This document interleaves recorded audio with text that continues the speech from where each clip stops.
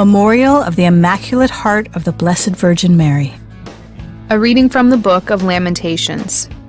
The Lord has consumed without pity all the dwellings of Jacob. He has torn down in his anger the fortresses of daughter Judah. He has brought to the ground in dishonor her kings and her princes. On the ground in silence sit the old men of daughter Zion. They strew dust on their heads and gird themselves with sackcloth. The maidens of Jerusalem bow their heads to the ground. Worn out from weeping are my eyes. Within me all is in ferment. My gall is poured out on the ground because of the downfall of the daughter of my people. As child and infant faint away in the open spaces of the town. In vain they ask their mothers, "Where is the grain?" As they faint away like the wounded in the streets of the city, and breathe their last in their mother's arms. To what can I liken or compare you, O daughter Jerusalem? What example can I show you for your comfort, virgin daughter Zion? For great as the sea is your downfall. Who can heal you? Your prophets had for you false and specious visions. They did not lay bare your guilt to avert your fate. They beheld for you in vision false and misleading portents. Cry out to the Lord. Moan, O daughter Zion.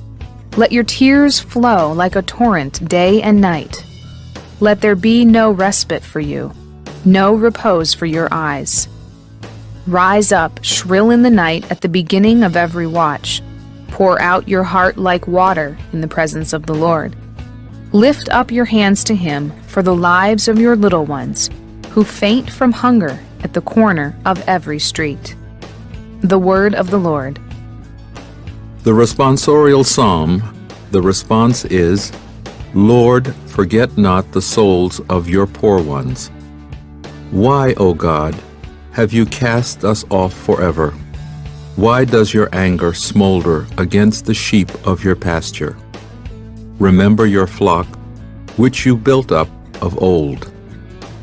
The tribe you redeemed as your inheritance, Mount Zion, where you took up your abode. Lord, forget not the souls of your poor ones. Turn your steps toward the utter ruins, toward all the damage the enemy has done in the sanctuary. Your foes roar triumphantly in your shrine. They have set up their tokens of victory. They are like men coming up with axes to a clump of trees. Lord, forget not the souls of your poor ones. With chisel and hammer, they hack at all the paneling of the sanctuary. They set your sanctuary on fire. The place where your name abides, they have razed and profaned. Lord, forget not the souls of your poor ones. Look to your covenant. For the hiding places in the land and the plains are full of violence. May the humble not retire in confusion. May the afflicted and the poor raise your name. Lord, forget not the souls of your poor ones. A reading from the Holy Gospel according to Luke. Each year, Jesus' parents went to Jerusalem for the feast of Passover. And when he was 12 years old, they went up according to festival custom. After they had completed its days, as they were returning, the boy Jesus remained behind in Jerusalem, but his parents did not know it. Thinking that he was in the caravan, they journeyed for a day and looked for him among their relatives and acquaintances. But not finding him, they returned to Jerusalem to look for him. After 3 days, they found him in the temple, sitting in the midst of the teachers, listening to them and asking them questions, and all who heard him were astounded at his understanding and his answers.